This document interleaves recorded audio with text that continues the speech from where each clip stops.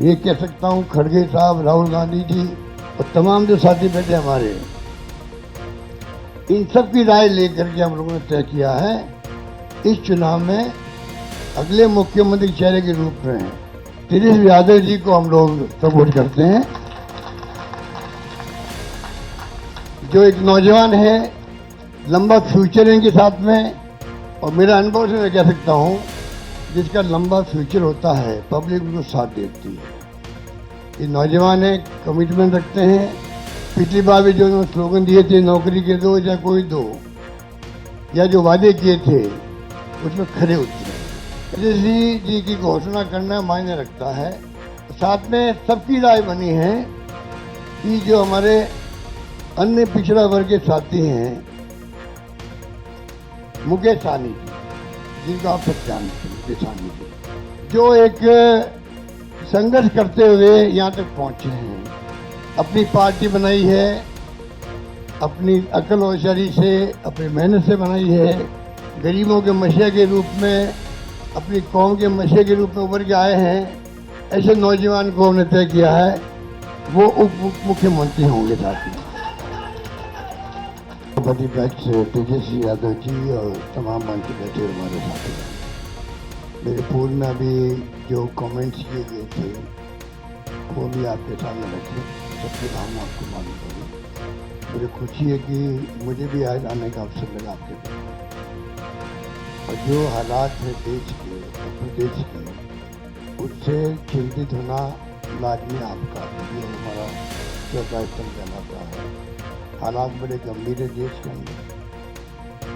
NDA government जिस तरह चल रही है, डेमोक्रेसी को खतरा है। पूरी तरह देश दुर्विकन में आ गया है।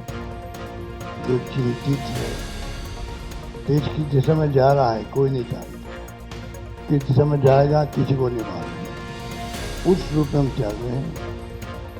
आलोचना कर दो, जेल में जाओ, चाहे वो पत्रकार हो, साहित्यकार हो या फिर एक्टिविस्ट। इन हालातों में देश चल रहा है, तो हम सबकी जिम्मेदारी बनती है ऐसे वक्त में देश क्या चाहता है उसका भी हम ख्याल रखें। पूरा मुल्क अभी बिहार की तरफ देख रहा है। बिहार में चुनाव होंगे, किस करवट फैसला होगा। बिहार में आप मुझसे ज़्यादा जानते हैं, बिहार के रहने वाले भी हैं, एक्सपर्ट हैं, मीडिया के साथी भी हैं। हालात बड़े गंभीर हैं, चाहे बेरोजगारी हो, चाहे वो अन्य समस्या लोकल हो, जो बताई गई। अभी आपके सामने जब बताया दीपांकर जी ने और सहनी जी ने, सब साथियों ने, तो हालात वही है। किसान हो, मजदूर हो, आम आदमी हो, छात्र हो, युवा हो, चिंता लगी हुई है रोजगार की उसको। और जब हम लोग देखते हैं, पूछते हैं, तो लोग बदलाव चाहते हैं। खड़गे साहब ने, राहुल गांधी जी ने, सब ने भी असेसमेंट कर रहा है। सब लोग देखते हैं कि बिहार में किस रूप में जनता का एक मनोबल बना हुआ है, विश्वास बना हुआ, इस बार बदलाव होगा। राहुल जी की यात्रा हुई, तेजस्वी जी साथ थे, दीपांकर जी साथ थे, और सब साथी साथ थे। जिस प्रकार पब्लिक ने रिस्पॉन्स दिया, पूरे देश ने देखा उसको, पूरे देश ने देखा। इन हालातों में हम लोग चल रहे हैं। बहुत एक चुनौती हमारे सामने, क्योंकि वो शक्तियाँ वो है जिनका एक मुखौटा है खाली डेमोक्रेसी का, कोई यकीन नहीं है डेमोक्रेसी का।